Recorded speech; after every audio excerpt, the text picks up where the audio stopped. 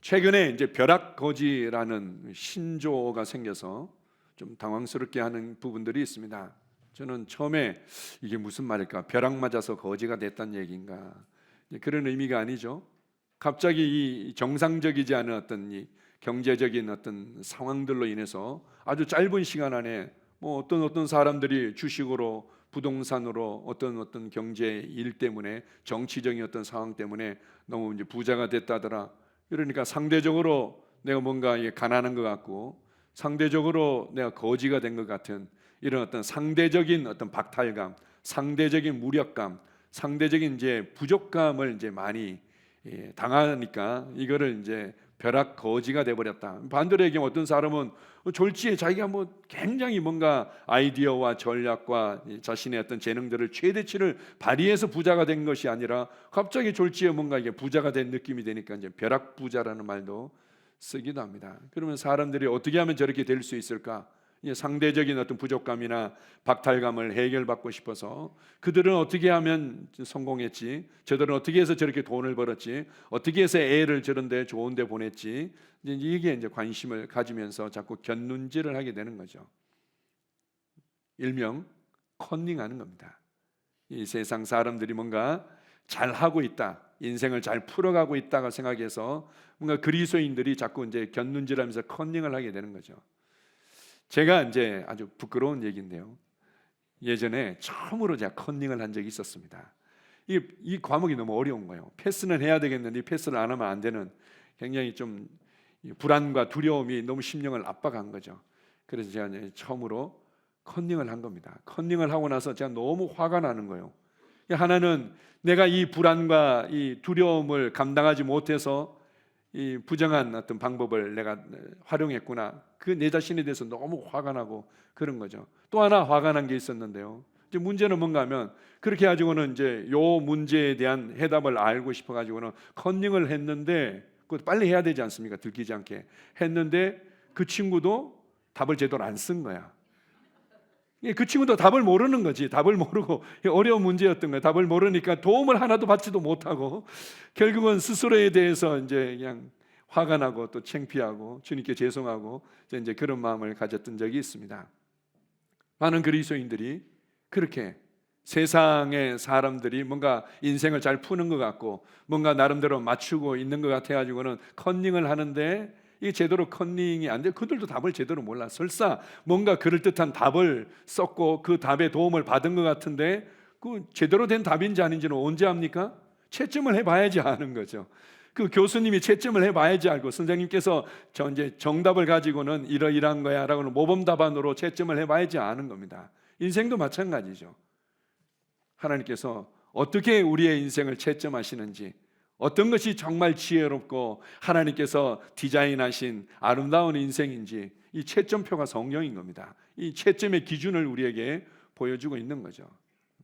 자, 그래서 어떤 사람들은요, 이러한 어떤 상대적인 박탈감, 상대적인 어떤 부족감 때문에 다른 사람이 뭔가 잘 된 것 같으면은 내가 실패한 것처럼 느끼는 거죠. 다른 사람의 성공이 꼭 나의 실패로 다가오는 겁니다. 다른 사람이 성공했다고 해서 내가 실패한 건 아니죠. 어떤 사람들이 나보다도 뭔가 인정을 받는 것 같다 이러면은 뭔가 내가 무능한 것처럼 이제 받아들이기 시작하는 거죠. 이 모든 것들이 그냥 눈에 보이는 거, 그리고 이제 여러 사람들이 지금 누리고 있는 거, 그것에 의해서 뭔가 스스로를 동일한 기준으로 평가하기 때문입니다. 하나님의 채점표는 눈에 보이는 것으로 채점하는 게 아닌데 우리는 그 채점의 기준이 명확하게 나와 있는데도 뭔가 눈에 보이는 것에 의해서 이게 정답일 거야, 이게 이제 좋은 점수를 받을 거야, 이렇게 해서 이제 자꾸 채점하는 거죠. 우리는 이 땅에서 단지 보이는 것들, 이것을 누리기 위해서, 생존하기 위해서 살아가고 있지 않습니다. 그것을 위해서 창조받지 않았고 그것을 위해서 구원받은 사람들이 아니죠. 자, 오늘 읽었던 말씀 다시 한번 읽어봅시다. 누가복음 12장 17절에서 21절입니다. 심중에 생각하여 이르되 내가 곡식 쌓아둘 곳이 없으니 어찌할까 하고 또 이르되 내가 이렇게 하리라. 내 곡간을 헐고 더 크게 짓고 내 모든 곡식과 물건을 거기 쌓아두리라. 또 내가 내 영혼에게 이르되 영혼아 여러 해 쓸 물건을 많이 쌓아두었으니 평안히 쉬고 먹고 마시고 즐거워하자 하리라. 하나님은 이르시되 어리석은 자여 오늘 밤에 내 영혼을 도로 찾으리니 그러면 내 준비한 것이 누구의 것이 되겠느냐 하셨으니 자기를 위하여 재물을 쌓아두고 하나님께 대하여 부여하지 못한 자가 이와 같으리라. 성경을 읽을 때 항상 뭐 앞부분에 있는 뭐 여러 가지를 하나씩 다 어떻게 해석할 건가 이렇게 이제 집중하는 경우들이 있는데 결론이 제일 중요한 거죠. 결론이 무엇입니까? 자기를 위하여 재물을 쌓아두고 하나님께 대하여는 부여하지 못한다.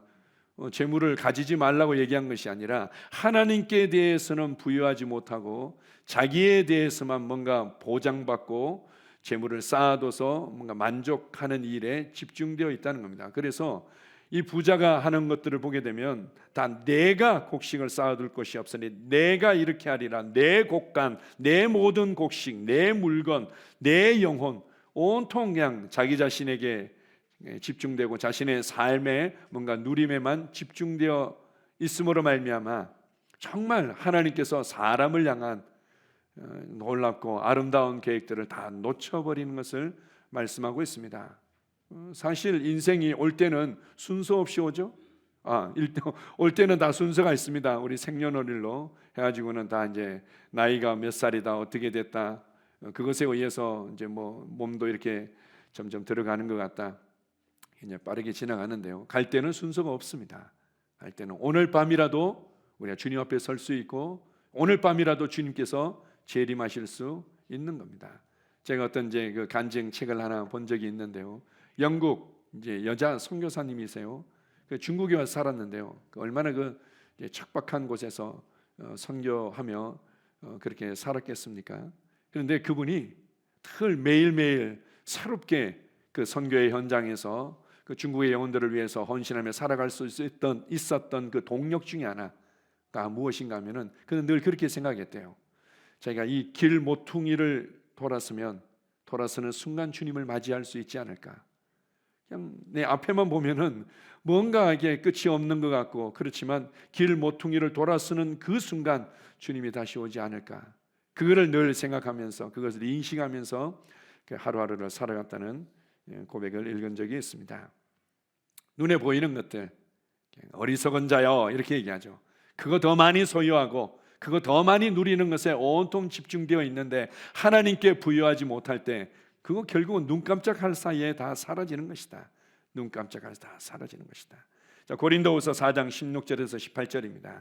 그러므로 우리가 낙심하지 아니하노니 우리의 겉사람은 낡아지나 우리의 속사람은 날로 새로워지도다. 우리가 잠시 받는 환난에 경한 것이 지극히 크고 영원한 영광에 중한 것을 우리에게 이루게 함이니 우리가 주목하는 것은 보이는 것이 아니요 보이지 않는 것이니 보이는 것은 잠깐이요 보이지 않는 것은 영원함이라. 그러므로 우리가 낙심하지 않는다.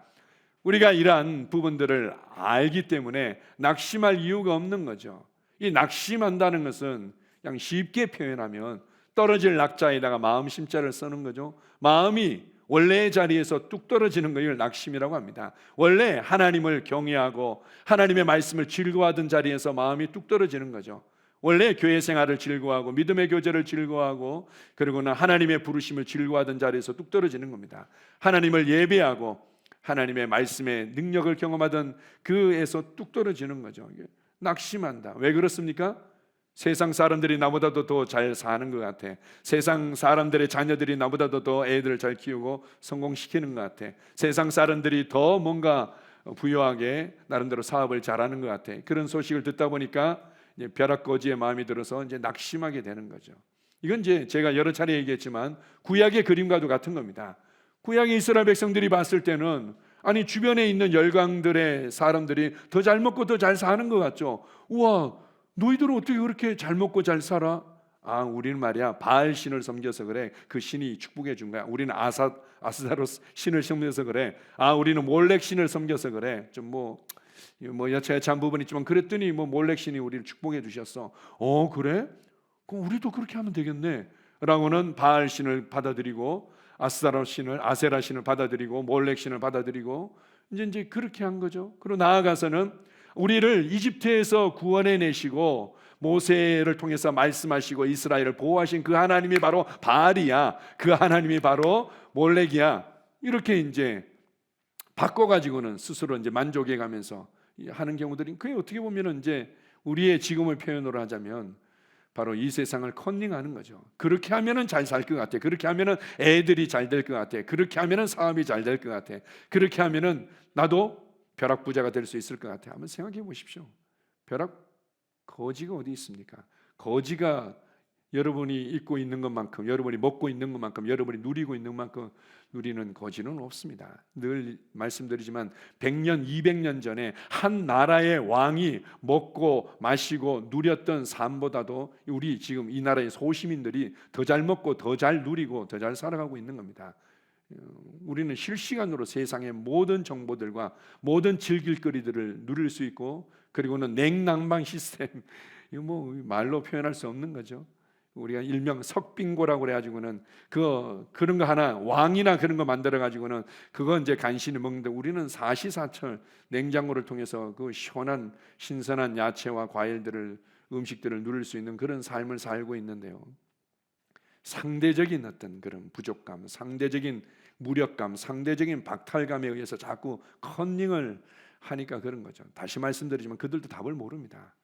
오직 하나님만이 그 답을 알고 계시고 그 채점의 기준들을 말씀을 통해서 우리에게 보여주신 거죠. 어쨌든 우리는 낙심하지 않는다. 이 모든 것들을 알기 때문에 우리의 겉사람이 때로는 낡아지는 것처럼 보이고, 세상 사람들이 기준해 볼 때 뭔가 부족한 것처럼 보이고, 세상 사람들이 볼 때 뒤처지는 것처럼 보인다 할지라도 우리는 그것에 주목하는 자들이 아니다. 그건 그럴 수도 있고, 그들과 비교를 하든 비교를 하지 않든 우리의 속사람은 날로 새로워지고 있다. 우리 안으로부터 지혜가 밝아지고 있고, 우리 안으로부터 담대함이 밝아지고 있고, 우리 안으로부터 삶에 대한 권세와 능력을 발휘하는 삶이 많아지고 있고, 우리 안으로부터 평강이 더욱더 많아지고, 우리 안으로부터 하나님의 사랑과 그 은혜들이 더욱더 넘쳐나고 있다. 우리의 속사람은 날로 새로워지고 있다. 그래서 우리가 주목하는 것은 보이는 것이 아니라 보이지 않는 것이다. 보이는 것들은 잠깐이라는 거죠. 자, 보십시오.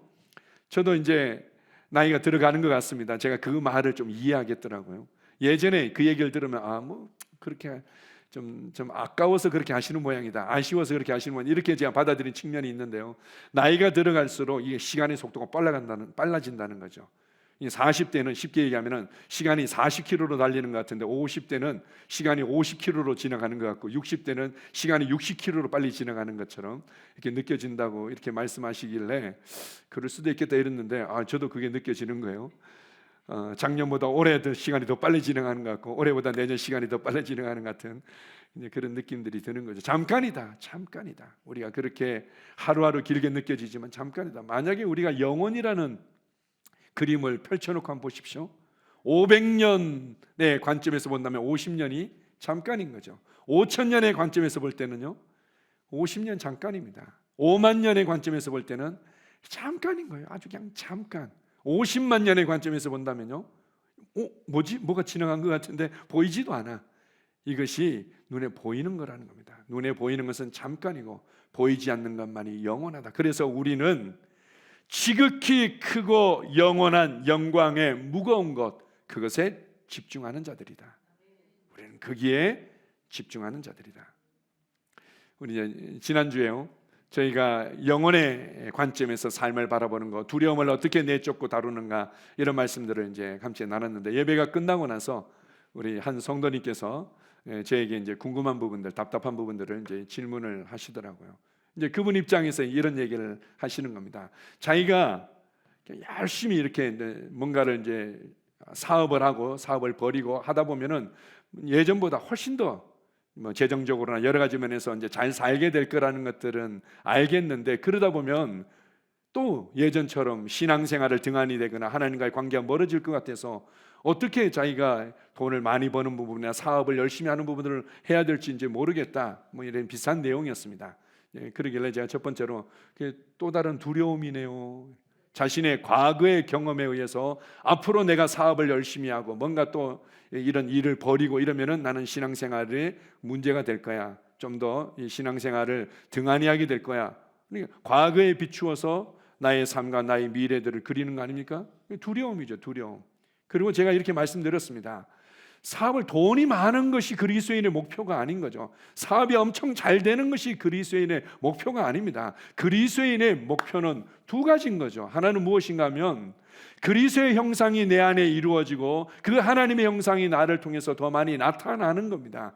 바로 이것이 최고의 부르심이고 첫 번째 부르심인 거죠. 그래서 내가 돈을 막 몇십억 몇백억 벌고 사업이 막 계속 번창하는 것이 우리의 목표가 아니라 나의 삶의 현장에 하나님의 지혜가 더 많이 나타나고 하나님의 평강이 더 많이 나타나고 하나님의 탁월함이 더 많이 나타나고 하나님의 신성한 영향력이 더 많이 나타나는 거, 우리 그걸 위해서 이 땅에 살아가고 있는 겁니다. 그것에 대한 어떤 결과로서 때로는 돈이 좀 더 많이 벌리기도 하고 사업이 좀 더 확장되기도 하고 좀 더 사람들에게 존경받기도 하고 인정받기도 하고 이런 모습이 나타나는 것뿐이죠. 그렇다면 열심히 하십시오. 열심히 사업하고 열심히 또 재정을 관리하고 열심히 사람들에게 좀 유익이 끼칠 수 있는 일들을 많이 벌이십시오.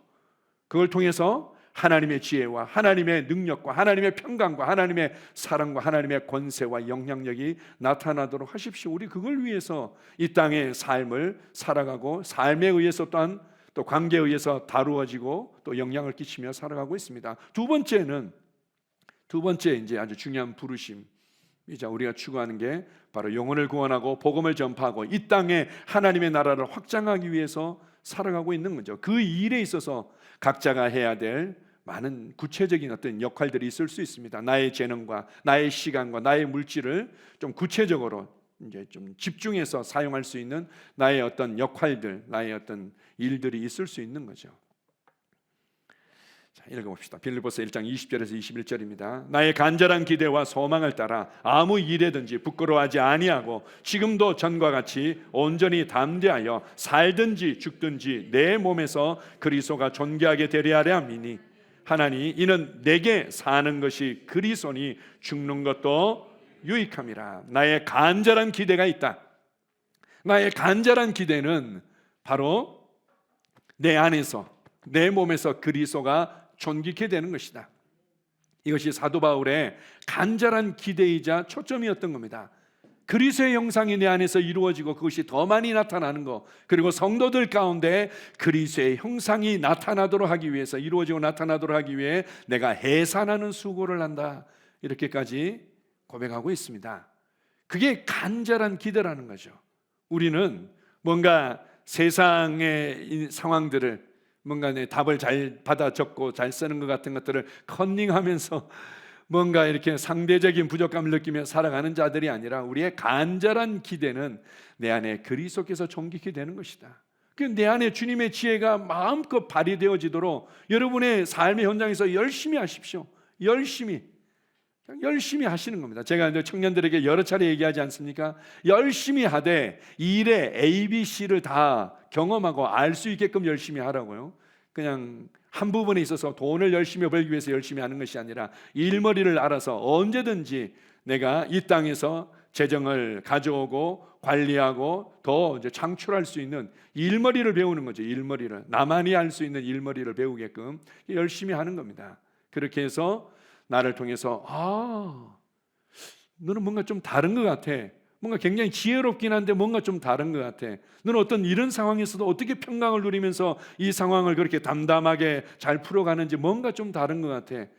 내 안에서 나를 통해서 주님의 평강과 주님의 지혜와 주님의 탁월함이 나타나지 않습니까? 주님이 영광 받으시고 존귀케 되는 거죠. 그래서 내게 사는 것이 그리스도니 죽는 것도 유익함이라. 아멘.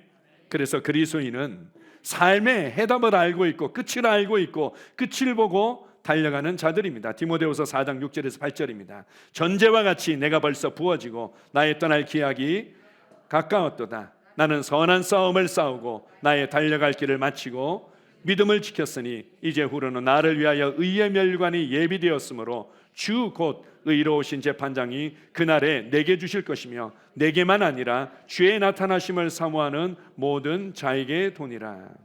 전제와 같이, 이 전제라는 것은 이제 구약의 배경을 이해할 필요가 있습니다.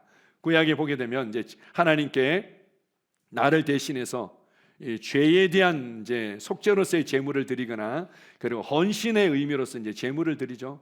우리가 이제 양이라고 합시다. 양을 가지고 오게 되면 제일 먼저 이제 안수해서 우리의 모든 것들을 이 양에게 전가시키죠. 그 다음에 멱을 따서 피를 다 빼내고, 그 다음에 가죽을 벗기고 내장과 정강이를 물로 깨끗이 씻고 난 이후에 이제 각을 뜬다고 표현되어 있는데요. 이제 토막을 내는 겁니다. 토막을 내서 그 다음에 이제 번제단 위에 이제 올려놓으면 하늘에서 불이 떨어져서 이제 태워버릴 때 그 이제 향기를 하나님께서 이제 흠양하시죠.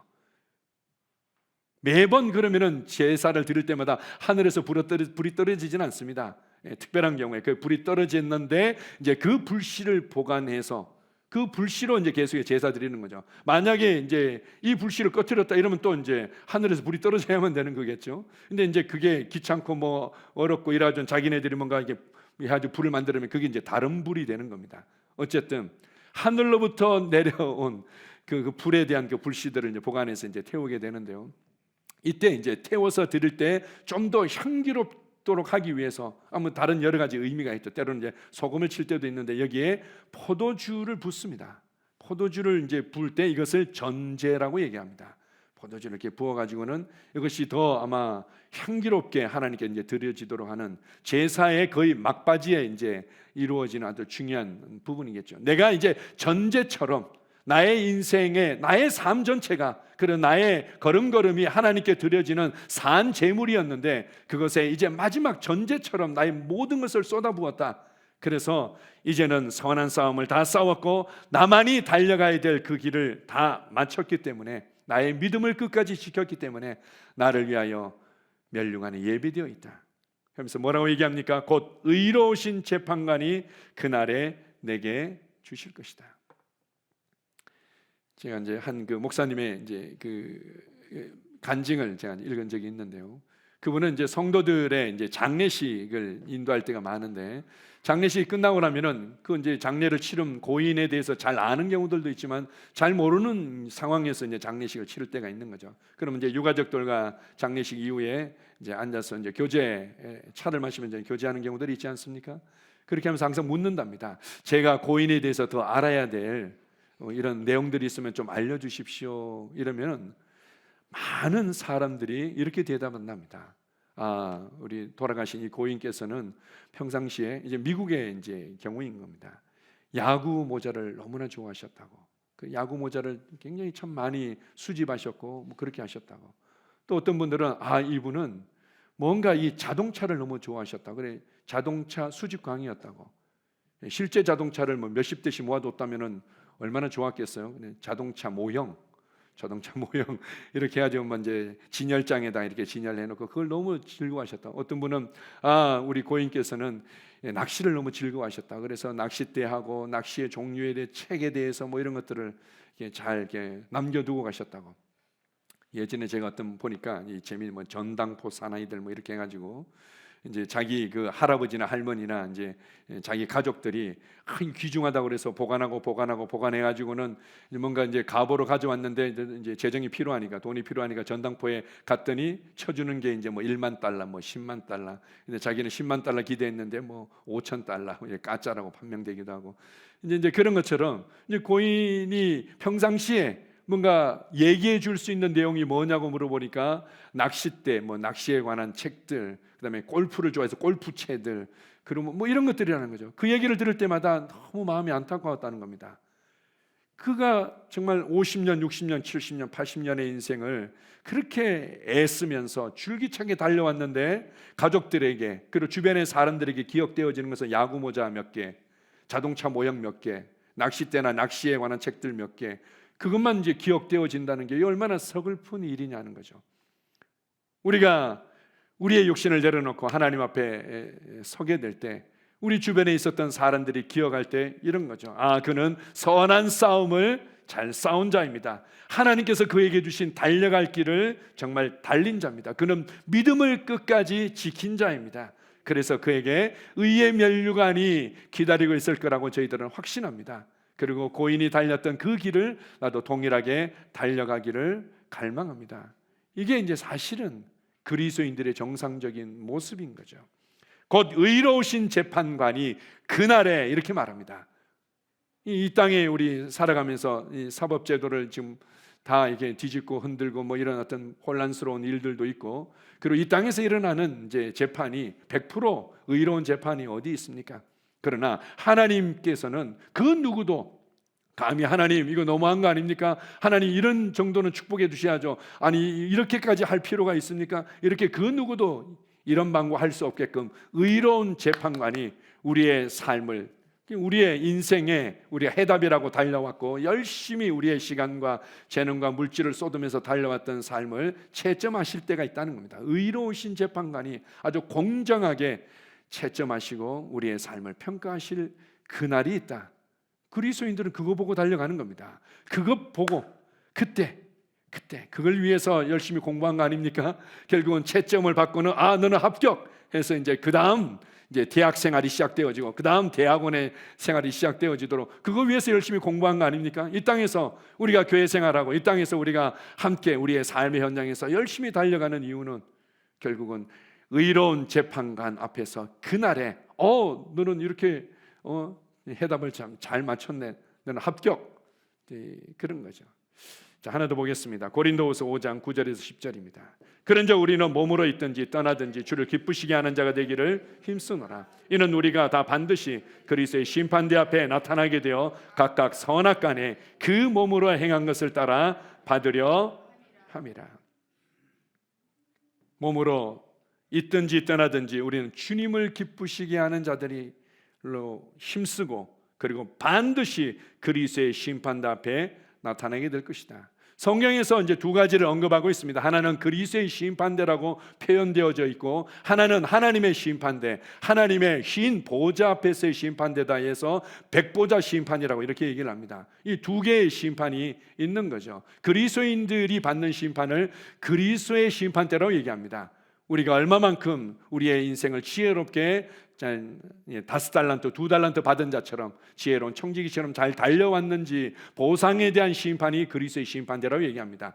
하나님의 백보자 심판, 신보좌 앞에서의 심판은 모든 사람에 대한 심판입니다. 모든 사람들의 삶을 이제 판단받고 심판받는 이제 그 자리가 있을 거라는 거죠. 어쨌든 그리스도인들에게는 그리스도의 심판대 앞에 나타나게 되어 각각 선악간에 그 몸으로 행한 것을 따라 받으려 함이라. 우리 그걸 위해서 달려가는 자들입니다. 각자에게 트랙이 있죠. 요즘 보니까 뭐 그런 이제 동계 올림픽 아니면 뭐 하계 올림픽, 육상 올림픽, 육상 대회 뭐 이렇게 가지고는 이제 경주하지 않습니까? 자기가 얼마나 이제 기량을 훈련하고 또 기량을 가지고 있는지를 나타내기 위해서 열심히 달리는데 자기 트랙을 달리는 겁니다. 아니 이제 100m 계주인데 혼자 200m, 300m 뛸 이유가 없는 거죠. 1000m 계주를 달리고 있는데 나 혼자 그냥 400m, 500m에 멈출 필요가 없는 겁니다. 그냥 나의 어떤 경주가 있고 나의 트랙이 있는 거죠. 우리가 그 길을 달려갔을 때 그리스도의 심판대 앞에서 내가 과연 내 인생의 답을 제대로 달았는지, 내게 주어진 이 트랙을 제대로 달렸는지 반드시 주님께서 평가하게 될 거라는 겁니다. 그래서 골로새 3장 2절 4절입니다. 위의 것을 생각하고 땅의 것을 생각하지 말라. 이는 너희가 죽었고 너희 생명이 그리스도와 함께 하나님 안에 감추어졌음이라. 우리 생명이신 그리스도께서 나타나실 그때에 너희도 그와 함께 영광 중에 나타나리라. 골로새서 3장 1절에 보게 되면 그러므로 위의 것을 찾으라. 위의 것을 찾으라. 그 위의 것을 찾는 것의 그 첫 번째가 2절에서 위의 것을 생각하는 것이다. 위의 것, 위에 대체 뭐가 있는데요? 하나님의 보좌가 있죠. 그런데 그 보좌, 하나님의 보좌가 있고 와, 저 보좌를 뭐 어떻게 찾으라는 얘기인가? 그게 아니라 너희가 죽었고 너희 생명이 그 하나님 안에 감추어져 있다는 겁니다. 우리가 그분과 함께 보좌에 앉힌 바 되었고, 보좌에 앉힌 이유는 뭡니까? 그냥 배 두드리면서 쉬라고 앉힌 것이 아니라 다스리도록 앉힌 바 된 겁니다. 그래서 위의 것을 찾고 위의 것을 생각하는 것은 우리는 바로 하나님의 권세와 능력과 영광을 알고 다스리도록 부르심 받았구나. 자신의 부르심을 인식하라는 거죠. 자신의 부르심을 인식하고 그렇게 우리가 변화시키고 다스리며 하나님을 보여주는 삶을 살아갔을 때 이제 모든 것을 밝히 드러낼, 모든 입이 그분 앞에 시인하고 무릎을 꿇게 될 그 영광의 날이 있을 터인데 그때 우리도 나타나게 될 것이다. 우리의 생명이 그리스도 안에 감추어졌었고 그분의 부르심을 향해서 달렸던 그 삶이 반드시 그분과 함께 나타나게 될 거라는 겁니다. 맞지? 내 말이 맞지? 내가 얼마나 지혜롭게 달렸는지 맞지? 내가 그때 세상 사람들은 야, 너 그거 정답 아니야. 그거 시험에 그 답 그거 아니야 라고는 비아냥거리기도 비웃기도 하고, 오히려 그리스도인들이 세상 사람들의 답다는 거 보고는 컨닝하려고 하고 이랬었는데, 아니구나, 이게 진짜였구나, 이게 진짜 해답이었구나, 이렇게 사는 게 가장 지혜로운 삶이었구나, 이렇게 달린 그 경주가 가장 탁월한 경주였구나 라고 그분이 드러나실 때, 그분이 나타나실 때 우리도 나타나게 될 것입니다. 돈을 위해서 달릴 이유도 없고, 인정을 위해서 달릴 이유도 없고, 그리고 단지 대리 성공을 위해서, 자녀들이 뭔가 내가 기대하는 만큼 인정받고 잘 되도록 하기 위해서 달릴 이유도 없는 겁니다. 우리는 자녀들에게 하나님의 지혜를 발휘하고 하나님의 평강을 발휘하고 하나님의 사랑을 발휘하고 그것을 누리고 나타내기 위해서 우리는 자녀들을 키우고 우리는 가정 생활하고 있습니다. 우리가 사업을 하는 이유도 세상 사람들처럼 마음껏 쌓아서 누리기 위해서 하는 것이 아니라 그 현장에 나를 통해서 그리스도가 존귀케 되도록 하기 위해서 하나님의 탁월함과 하나님의 지혜와 하나님의 사랑과 하나님의 열정이 내가 손으로 하는 모든 일들 가운데 나타나고, 그래서 사람들이 나를 통해 주님을 보도록 하기 위해서 우리는 열심히 경주하고 있습니다. 아멘. 그래서 우리 3번 제목 한번 읽어봅시다. 그래서 믿음의 교제가 필요합니다. 그래서 믿음의 교제가 필요합니다. 왜냐하면 우리 주변에서는 항상 뭔가 내가 제대로 못 사는 것처럼 자꾸 정보들이 들어옵니다. 내가 제대로 달리지 못하고 있는 것처럼, 그리고 다른 사람의 성공이 꼭 나의 실패처럼, 다른 사람이 인정받는 것들이, 즐기는 것들이 꼭 나의 무능처럼 계속해서 정보가 들어오는 거죠. 우리가 배를 이렇게 저어가다 보면, 배가 이제 가다 보면 항상 바람과 파도에 의해서 항로를 벗어나게 되어 있는 겁니다. 그래서 주님께서 교회를 주신 거죠. 자, 보십시오. 우리가 이제 교회 하면 새가족반에서도 다루고 있고, 제가 아주 반복해서 여러 차례 나누고 있는데, 그래도 반복해서 제가 아마 수십 번은 말씀드렸겠지만, 그래도 교회 생활이 무엇인지, 하나님이 왜 교회를 주셨는지를 잘 이해하지 못하는 경우들이 있습니다. 교회는 관계입니다. 교회 생활은 관계죠. 하나님과의 관계고, 사람들과의 관계고, 성도와의 관계입니다. 세상과의 관계인 거죠. 관계인데, 이 관계를 다른 표현으로, 그리고 이 관계의 가장 중요한 핵심은 교제입니다. 교제.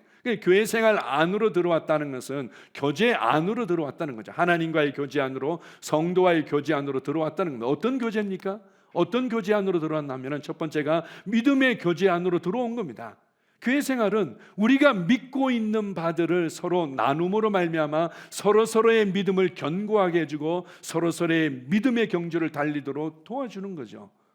그래서 내가 하나님이 나의 창조자시라는 걸, 하나님께서 나의 목자가 되시며 아버지가 되시며 공급자라는 믿음을 서로 나누는 겁니다. 예수 그리스도를 통해서 우리를 구원하셨고, 그 구원받은 그리스도인이 누구인지에 대한 믿음을 나누는 겁니다. 우리가 믿고 있는 바를 나누는 것. 교회 생활 안에 들어와서 믿음의 교제가 이루어지지 않거나, 안 그러면 다른 곳에서 계속 뭔가 믿음의 교제를 나누고 있다, 이건 제대로 이제 건강한 교회 생활이 아닌 거죠. 교회 생활 안에서 우리가 함께 믿고 있는 바들을, 우리가 함께 믿고 있는 그 믿음의 고백들을 나누는 겁니다. 아, 그렇지, 하나님은 사랑의 하나님이시고 하나님께서 우리를 새로운 피조물이 되게 하셨고 그분께서 우리 안에서 우리와 하나 되어 살고 계시는구나. 이제 말씀이 밖에 기록되어져서 우리가 말씀에 순종하기 위해서, 말씀을 지키기 위해서 노력하고 애쓰며 낙심하는 자들이 아니라, 이제는 그 말씀이 생명과 본성으로 우리 신비 가운데 새겨졌고, 이제는 우리가 이 생명의 성령의 법이라는 이 본성으로 말미암아 말씀을 살아내는 자, 말씀을 보여주는 자, 말씀을 그대로 행하는 자가 되었구나. 이 믿음을 서로 나누는 겁니다. 그렇게 할 때 우리가 붙들고 있는 믿음이 더욱더 견고해지고, 그리고 믿음의 경주를 끝까지 달릴 수 있는 거죠. 사랑의 교제는 무엇인가 하면 서로서로 열심히 챙겨주는 것이 아니라, 바로 이 믿음이, 우리가 믿고 있는 바가 반드시 삶의 변화와 삶의 열매로, 삶의 영향력으로 나타날 때까지 격려하고 위로하고 세워주고 또 기다려주고, 이런 이제, 그리고 함께 또 이제 고백하고 함께 기도하고, 이런 이제 섬김의 이 과정들을 사랑의 교제라고 하는 겁니다. 그걸 통해서 어디까지요? 결국 하나님의 부르심, 영혼을 구원하고 복음을 전파하며 이 땅에 하나님의 나라가 확장되도록 하는 일에 서로 동역하는 거예요. 사역의 교제가 이루어지는 거죠. 그래서 우리가 이제 처음에는 셀 모임 할 때요, 사람들이 처음에 이제 감사한 일 나누지 않습니까? 감사한 일 나눌 때 보면 사람들이 이제 잘 나눕니다. 지금은 잘 나누는데 처음에 우리 장년부 형제님들 보면은 이게 익숙하지가 않아가지고 감사한 일들을 내가 또 생각을 하려고 하니까 이제 잘 안 되는 거죠. 그래서 뭐 별일이 없었던 게 감사한 것 같아요. 이제 이렇게 시작하는데요. 이제 계속 믿음의 교제가 깊어지고 사랑의 교제가 이제 풍성해지고 나면 그 다음부터는 어떻게 해요? 감사한 일 나눌 때도 다른 사람에게 복음을 전한 것을 감사하게 나누고, 다른 사람들을 양육하면서 일어난 변화들을 감사한 일로 나누고, 그리고는 나의 삶의 현장에서 복음의 영향력을 끼치게 된 사건들을 감사한 일로 나누고, 이러면서 사역의 교제가 이루어지는 겁니다. 동역에 대한 교제가 이루어지기 시작하는 거죠. 이게 이제 교회 생활입니다. 그걸 통해서 우리가 보이는 것에 자꾸 마음을 빼앗기고, 그리고는 상대적으로 뭔가 부족감을 느끼면서 세상에 자꾸 컨닝하고 곁눈질하는 것들을 제자리로 돌려놓는 거죠. 제가 이제 미세 조정이라는 표현들을 많이 하지 않습니까? 우리가 생각하는 거, 우리의 말들, 우리의 중심과 태도와 삶의 방향에 미세 조정이 이루어지는 겁니다. 깔짝깔짝깔짝. 이거 제대로 하지 않으면은 파도와 바람에 의해서 항로를 다 비껴가게 되어 있습니다. 뭔가 나는 계속 열심히 엔진을 그냥 불을 붙여가지고는 달린 것 같은데 어느 순간 다른 엉뚱한 목적지에 가 있을 수 있는 거죠. 그래서 교회 생활이 필요하고 교회 안에서의 믿음의 교제가 너무나 중요한 것입니다. 여러분들이 때로는 불편함이 있다 하더라도, 뭔가 서로 맞지 않는 어떤 관계로 인해서 조금 어렵다 하더라도 뭐 하기 위해서요? 믿음의 교제를 하기 위해서 반드시 그 교제 안으로 들어오십시오. 사랑의 교제 안으로. 결국은 우리가 믿고 있는 바가 실제적인 삶의 변화와 열매와 영향력으로 나타나야만 합니다. 그게 신앙인데, 그게 그리스도인의 삶인데, 그렇게 되어지도록 나 혼자 하는 부분에 어려움이 있기 때문에 계속해서 섬기는 거죠.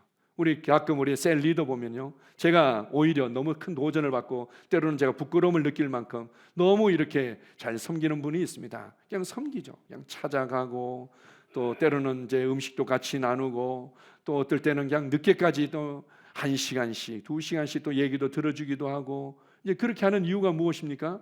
단지 그의 마음을 편안하게 해주기 위해서 그렇게 하지 않습니다.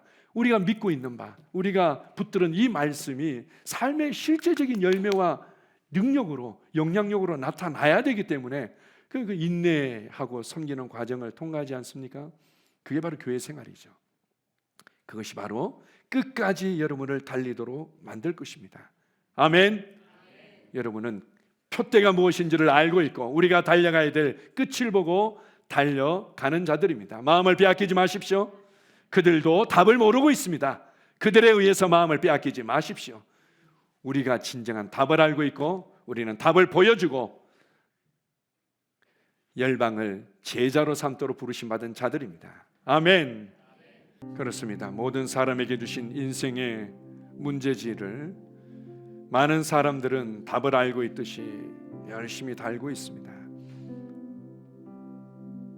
너무나 자신 있게, 또 너무나 잘 다는 것 같고, 또 그들이 확신 있게 달려가는 게 좋아 보여서 어리석은 그리스도인들도 곁눈질하며 컨닝할 때가 있습니다. 그러나 주님, 그들은 답을 알지 못합니다. 그들도 영원한 하나님 앞에서, 영원의 삶을 살아가야 될 영원 앞에서 무엇이 정답인지 알지 못합니다. 오직 하나님의 말씀만이 그 정답을 보여주고 있습니다. 우리는 끝을 알고 있고, 그리고 그리스도의 심판대 앞에서, 의로운 재판장 앞에서 어떻게 우리의 인생이 채점되어지는지를 잘 알고 있습니다. 아버지 하나님, 다시 한번 우리의 마음을 새롭게 합니다.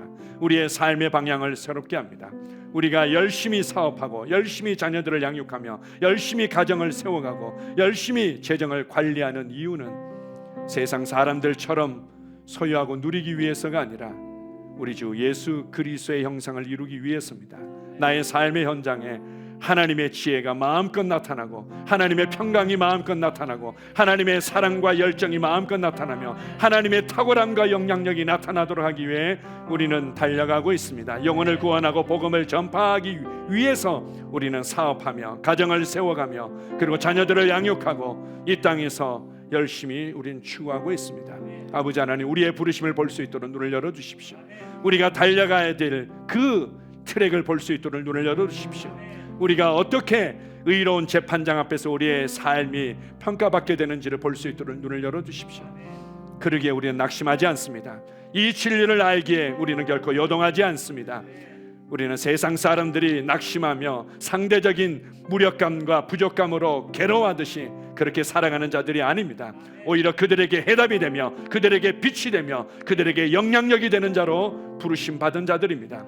한 주간도 이러한 삶을 살도록 도와주심을 감사합니다. 예수님 이름으로 기도합니다. 아멘.